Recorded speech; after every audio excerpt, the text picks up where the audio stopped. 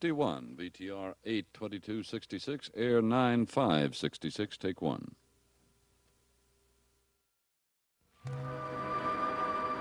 My name is Victoria Winters. Collinwood Mansion, situated on top of Widow's Hill, has a long history of sudden and violent death. And once again it strikes, this time under my very eyes.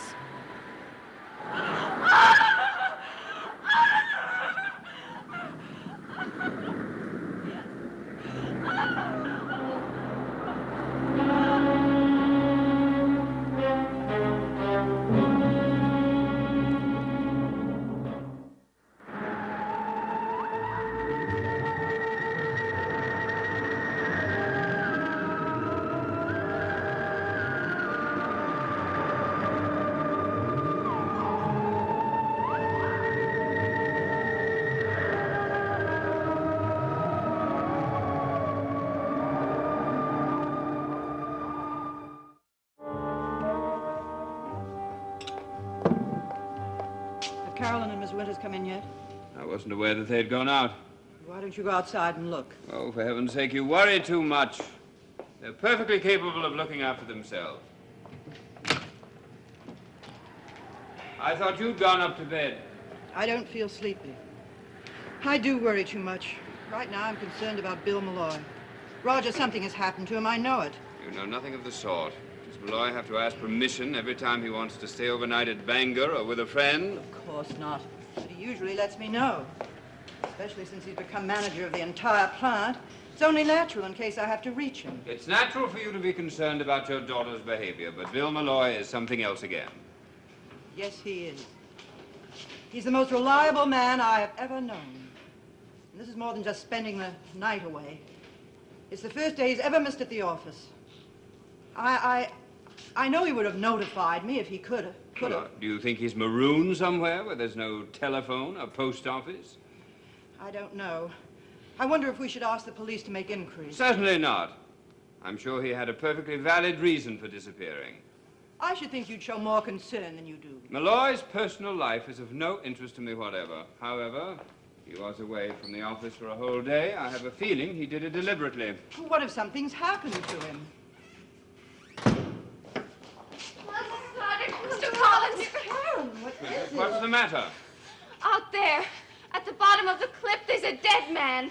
What are you saying? It's true, Mother. We just saw a dead man out there. Out where? Where do you mean? On the rocks at the foot of Widow's Hill. It's terrible. Oh, now calm down, both of you. Tell me exactly what you saw. We were on the ledge, just below the top of Widow's Hill, looking for Carolyn's wristwatch. I looked over at the waves on the rocks, and just then the moon came out, and that's when I saw it. What did you see? Tell me again. A dead man. I saw it too, just as clearly. Oh, it's unbelievable. Who was it? Well, you don't think we went down there and looked, do you? Roger, get a flashlight and go out and see what there's there. Why should I? I mean, it's perfectly ridiculous. It's not ridiculous. There was a dead man. He was half in, half out of the water.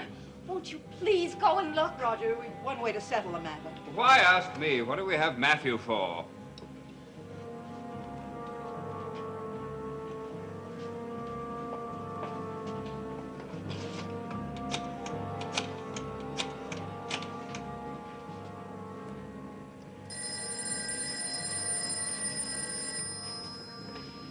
Hello? Matthew? Yes, Miss Stoddard. Matthew, Carolyn and Miss Winters have just had a bad scare. They were standing on the ledge of Widow's Hill just now. Why'd they be doing a darn fool thing like that? It doesn't matter why they were there, but they looked down at the rocks and thought they saw a dead man. A dead man? They're Collingwood? both terribly upset, and I know they won't be able to sleep unless we know for sure just what it was they saw. Would you go and look, Matthew? Take a flashlight and be careful of the path down the cliff. I'll do that, Miss Stoddard. And then come to the house and tell me what it was they thought they saw. Mother, you keep thinking it was something we thought we saw. It was real. Horribly real. I know, dear. The light plays strange tricks on the water, and sometimes rocks appear to float. It wasn't a rock. It moved with the waves back and forth. Like seaweed, perhaps.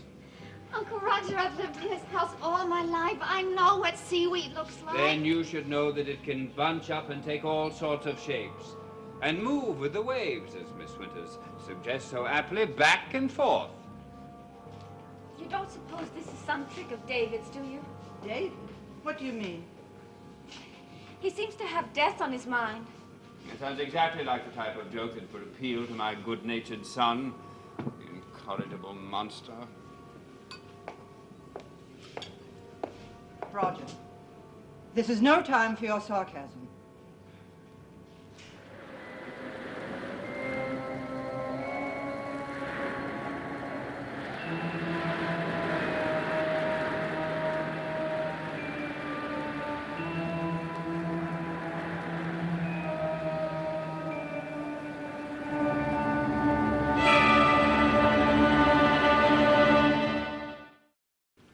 I don't care what you think, Uncle Roger. What we saw out there was a dead man. Couldn't it have been a dead woman? Isn't that what our cliff is noted for? Now, don't we know that way back in time, a bride leapt, fell, or was pushed to her death from Widow's Hill? That's what I told Vicky. And that some time later, a young girl did the same thing. This one, I believe, was a governess who had been brought in to tutor the son of the household. I know all about that. And also about the fact that a third death has been prophesied. It's nothing but a local superstition. Well, they have a bad habit of coming true at Collinwood. Why don't you girls go on up to bed? If you don't mind, I'd rather wait and hear what Matthew has to say. He did say he'd go look, didn't he? Yes. I couldn't go to sleep anyway. I keep seeing that thing down there. At least we've made some progress. The corpse of yours has now turned into a thing. It wasn't a very pretty sight, and I know it was a dead man. Why don't you go into the kitchen and make some cocoa? It might make you sleepy. How can anybody sleep when there's a body floating around down there? Vicky, could I bunk in with you tonight? I know that's the only way I'll ever get any sleep. Sure. How about the cocoa?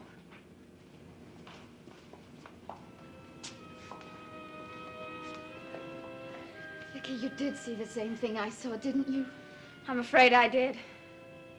Who do you suppose it was? A stranger, I hope.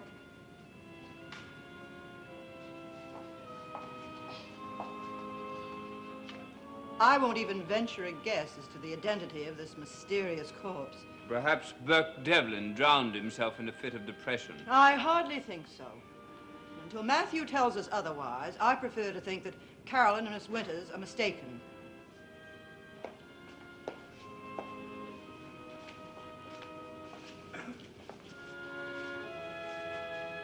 What if they should turn out not to be mistaken? Can't we change the subject? Before they came bursting in here, we were discussing your meeting with Bill Malloy. Oh, don't be tiresome, Elizabeth. I thought we'd finished that discussion. Well, you said that Bill disapproved. He's old-fashioned and hidebound. He wouldn't recognize an idea if it were formally introduced to him. I realize he lacks initiative and intuition. As a matter of fact, I suppose you ought to know. I asked Ned Calder to take back his old job. Calder? What for?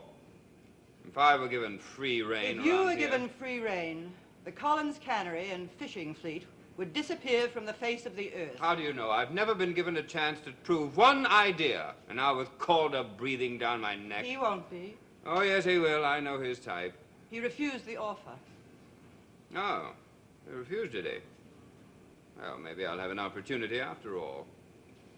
If Bill Malloy approves. Bill Malloy. If you think he's so great, why did you call Calder in the first place? Or did you call him for some personal satisfaction of your own? Why should I? Don't be silly.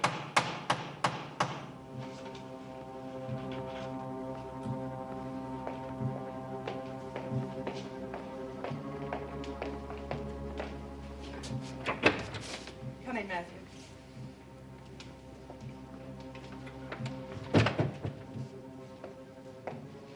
Well? I went to the ledge at Widow's Hill and looked down at the water, as you said. Yes? I shined my flash down at the rocks. Speak There up, wasn't man. enough moon to see much. What did you see? Just to make sure, I climbed down the path all the way to the rocks. And then I walked along the water's edge. Did you find it? The thing we saw? I walked from one end of the property to the other and back again. There was nothing there. But we saw it! We saw it! Didn't we, Vicky? Yes, we did. You don't suppose all those old wives' tales about ghosts aren't tales at all? That they're true? I've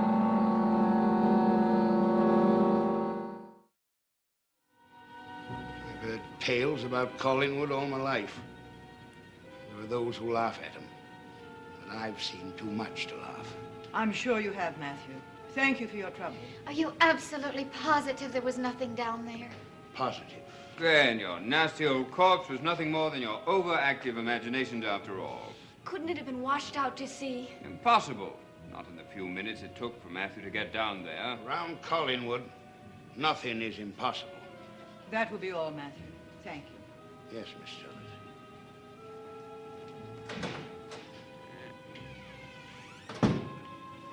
Now that your mystery has been solved, why don't you both try to get some sleep? Roger, I want to talk to you.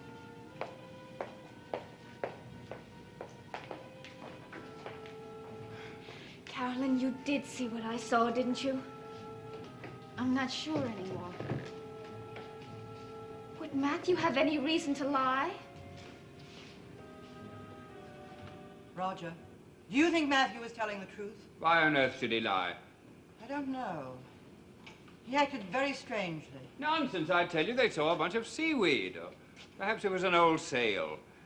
You know the kind of flotsam and jetsam that's washed up around here. It's not usually human. Well, you heard what Matthew said. I heard what he said, but I don't know what he thought. Well, he probably thought we were insane for waking him up at this hour of the night. Did I say that the girls had an overactive imagination? I should have included you with them. Why don't you follow your own prescription and go up to bed?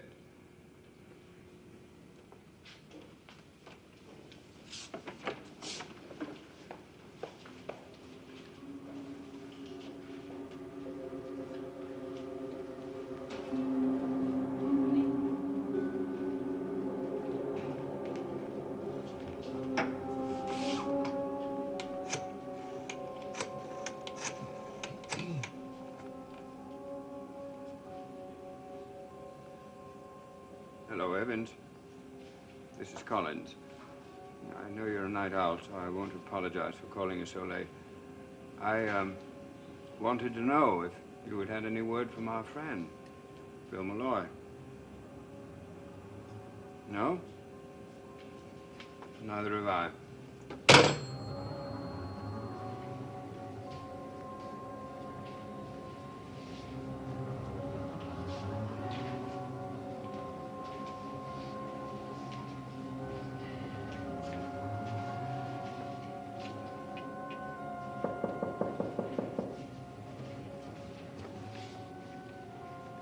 Stoddard, come in. Is there something wrong? I don't know, Matthew. Is there? Not that I know of.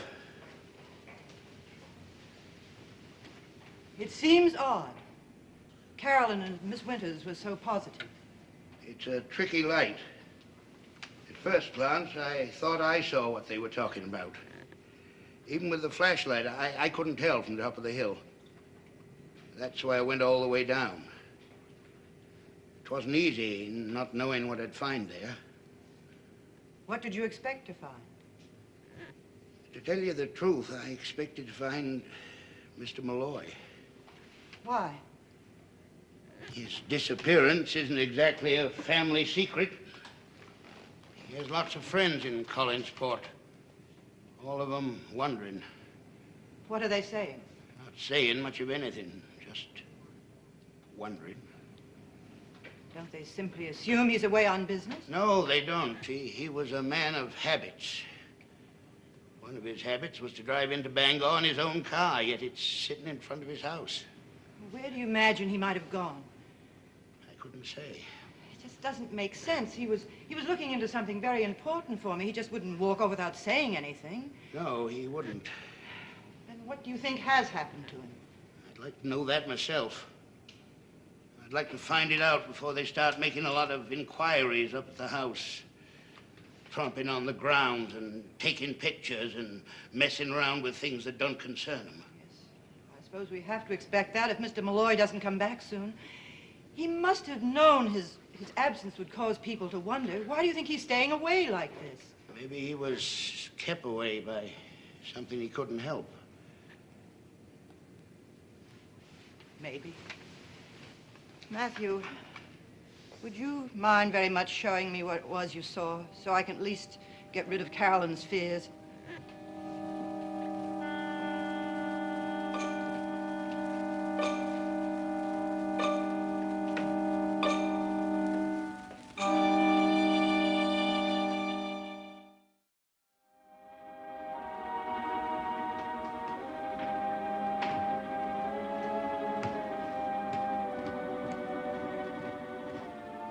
Come on.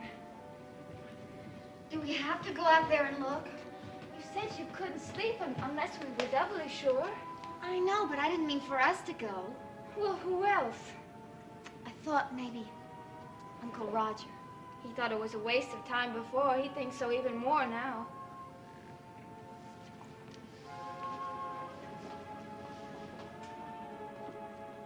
Oh. I thought you had gone up to bed. what'd be the sense of that? I wouldn't sleep a wink. Afraid of the dark?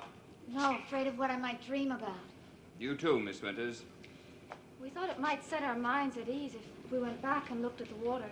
We might see what we thought we saw before, only now we'd know it was something perfectly natural. Well, wouldn't it be perfectly natural if a body was washed up on shore on our property? Uncle Roger, please don't talk like that. Oh, I'm sorry, kitten.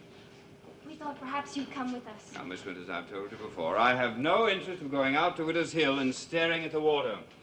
Matthew has been up and down the shore. There's nothing to be afraid of. Are you intimating that I would be afraid of something? Of what? Of nothing, Uncle Roger. So won't you please come with us?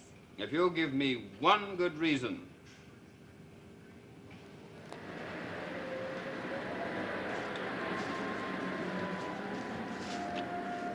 This is where they were standing when they looked down. Over there.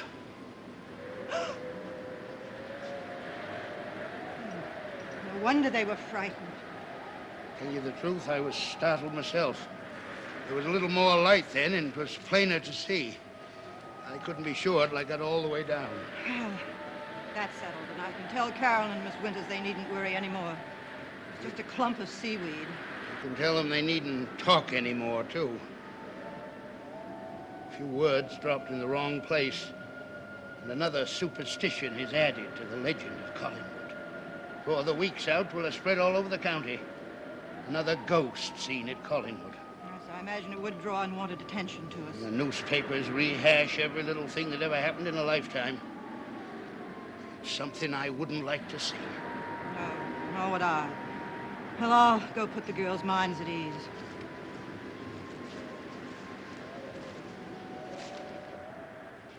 Do you want us to have this doubt in our minds, not being sure? Well, I'm sure. My sister's sure. Matthews is sure. Isn't that enough? Why won't you come with us? It'll only take a moment. Because it would be admitting that there's a slight chance of what you're saying is true, and that I will absolutely refuse to believe. I would much rather have this whole thing forgotten about. Besides, I don't want anything of this mysterious death getting back to David. As his governess, you certainly are aware that it could cause irreparable harm. You're perfectly right, Mr. Collins. He is very preoccupied with death. Earlier this evening, when I went back up to my room, I found he'd written death all over my mirror. Well, I hope you didn't let him get away with that. No, I didn't. Come on, Uncle Roger. Please come with Now, us. Carolyn, you're beginning to annoy me. Run along. I'll have to go myself, I guess. Merely to satisfy a morbid curiosity? No, merely to reassure myself. There's no need to go to Widow's Hill and look. I've just been there. By yourself? No, with Matthew. He took me to the same spot on the ledge where you stood. There was nothing. I looked down on the rocks, and there was nothing to see, I can assure you. Absolutely nothing. It was just a clump of seaweed, as Uncle Roger suggested. Well, I'm flattered that you give me credit. It's the first time that we've agreed on anything in years. Well, that's a relief. I could have sworn But if it wasn't there, then we didn't see it. I'm sorry. I guess if I'd stayed a little longer and looked, I would have seen. I suppose when I went out tonight, I had death on my mind. Of course you did. My delightful son had warned them that they were about to meet death. My son, the crystal ball gazer. Well, it wasn't just what he wrote on my mirror. What? What did he write? The word death. I suppose he thought it would frighten me. I'll speak to him in the morning. No, I'd rather you didn't. I wouldn't want him to have any reason to think that I told on him. But it was more than that. More? When we were doing his lessons, he stopped and he looked in his crystal ball. And he said that he could see Bill Malloy was dead. And that you had killed him.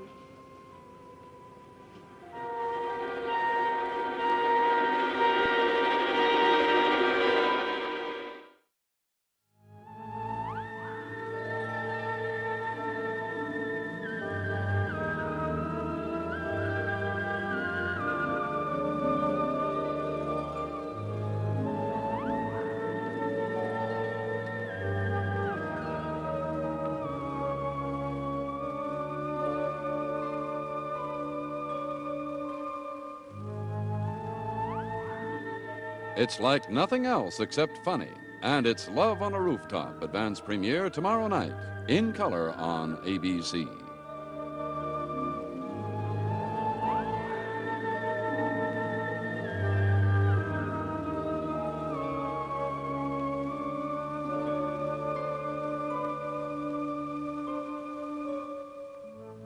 Dark Shadows is a Dan Curtis production.